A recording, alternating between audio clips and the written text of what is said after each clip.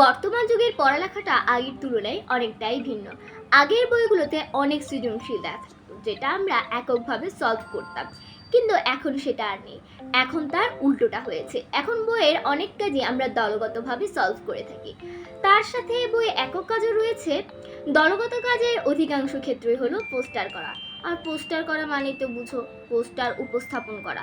তাই আমিও আজকে চলে এসেছি যে আমরা কিভাবে খুব সহজে ক্লাসে একটি পোস্টার উপস্থাপন করতে পারি। তাহলে চলো আমাদের আজকের এই ভিডিওটি শুরু করা যাক।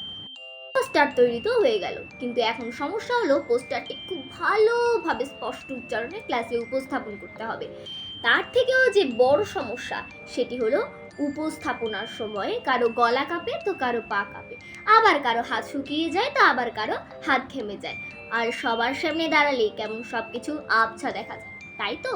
তোমাদের যদি এই ফিলিংটা হয়ে থাকে তাহলে আমিও বলতে পারবো তোমাদের থেকে আমার এই ফিলিংটা সবচেয়ে বেশি হয়ে থাকে। তুমি যখন পোস্টার উপস্থাপন শুরু করবে তখন সবার অ্যাটেনশন কিন্তু তোমার দিকে থাকবে কিছুক্ষণের জন্য। এর আরেকটা উদাহরণ দেওয়া যাক। ফুটবল খেলোয়াড় যখন দৌড়াতে দৌড়াতে বল নিয়ে গোল পোস্টের দিকে এগিয়ে যায় তখন কিন্তু দর্শকদের মধ্যে একটা উত্তেজনা সৃষ্টি হয়ে, তো এটাও কিন্তু কিছুটা সেই রকম। পোস্টার যখন তুমি উপস্থাপন করবা তখন তুমি যদি ভালোভাবে উপস্থাপন করতে পারো তুমি কিন্তু সবার অ্যাটেনশনটা নিয়ে নিতে পারবা।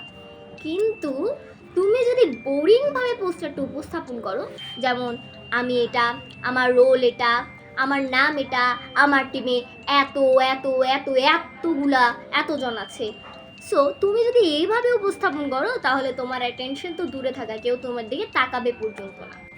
আমরা যদি সবার অ্যাটেনশন ধরে রাখতে চাই তাহলে আমাদেরকে কিন্তু কিছু টিপস ফলো করতে হবে। সেই টিপসগুলোর মধ্যে প্রথম টিপসটি হলো প্রশ্ন দিয়ে প্রেজেন্টেশন স্টার্ট করা।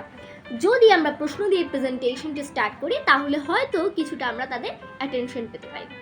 ধরো কোনো একটি পোস্টার তৈরি করি, সেই পোস্টারটি হতে পারে যে কোনো বিষয় নিয়ে, ধরো ডেঙ্গু নিয়ে পোস্টার।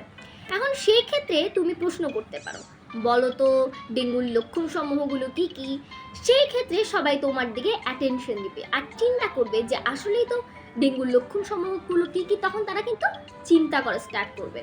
তখন তোমার প্রেজেন্টেশনের প্রতি তাদের আগ্রহগুলো কিন্তু দ্বিগুণ হয়ে যাবে। সেকেন্ডলি, আমরা প্রেজেন্টেশনের ক্ষেত্রে মজার কোনো তথ্য দিয়ে প্রেজেন্টেশনটা স্টার্ট করতে পারি। যেমন প্রতি বছর কয়টি গাছ কেটে ফেলা হয়, তুমি কি আসলেই জানো প্রতি বছর কয়টি গাছ কেটে ফেলা হয়? প্রতি বছর 15 বিলিয়নের মতন গাছ কেটে ফেলা হয়। 1 বিলিয়নে কয়টা শূন্য জানো?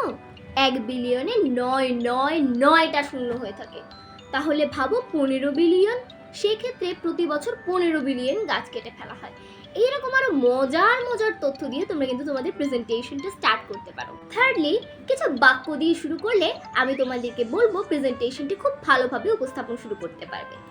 ধরো 1 নাম্বার, মনে করুন। এই শব্দটা তুমি বা এই বাক্যটা তুমি যখন বলবে তখন মানুষ ভাববে আসলেই তো মনে করুন, কি মনে করতে বলছে। এর পরের বাক্যটা শোনার জন্য কিন্তু তারা তোমার প্রতি অ্যাটেনশন, মানে তাদের আগ্রহটা কিন্তু দ্বিগুণ থাকবে। 2, চিন্তা করুন তো। আমরা বলতে পারি চিন্তা করুন তো এরকম একটা বিল্ডিং ছিল, এই বিল্ডিংয়ে অনেকজন মানুষ ছিল, হঠাৎ করে একটা ভূমিকম্প হলো, বিল্ডিংটি ধসে পড়ে গেল। সো এরকম আরও অনেক লাইন আছে, যেমন জানেন কি। তারপর আরও একটা লাইন বলা যায় পোস্টার উপস্থাপনের ক্ষেত্রে একদম শুরুর দিকে, আমরা আজকে কথা বলবো এই বিষয় নিয়ে। ধরো আমরা আজকে কথা বলবো ডেঙ্গু বিষয় নিয়ে, আমাদের পোস্টারটি আজকে আমাদের পোস্টারটি হলো ডেঙ্গু বিষয়ক। এইরকম লাইন বলা যায়। কিন্তু আমি যদি এইভাবে বলি, আমি প্রশ্ন করব এটা নিয়ে, আমি বলবো আজকে এটা নিয়ে, আমার পোস্টারটি হলো এই বিষয়, তুমি ধুমধাম কোনো টাইটেল ছাড়া পোস্টারটি উপস্থাপন শুরু করে দিই, তাহলে কিন্তু জিনিসটা সুন্দর দেখায় না। তো আমরা যদি এই কিছু টিপস ফলো করি আমাদের প্রেজেন্টেশনটা কিন্তু খুব দারুণ হবে। তাহলে এইরকম আরও মজার মজার ভিডিও পেতে আমাদের চ্যানেলে সাবস্ক্রাইব করে রাখুন, তাহলে খুব দ্রুতই আপনাদের কাছে আমাদের ভিডিওগুলো পৌঁছে যাবে। সো এইরকম আরও একটা ভিডিও নিয়ে পরবর্তীতে আসছি, ততক্ষণ সবাই ভালো থাকবেন। Bye bye.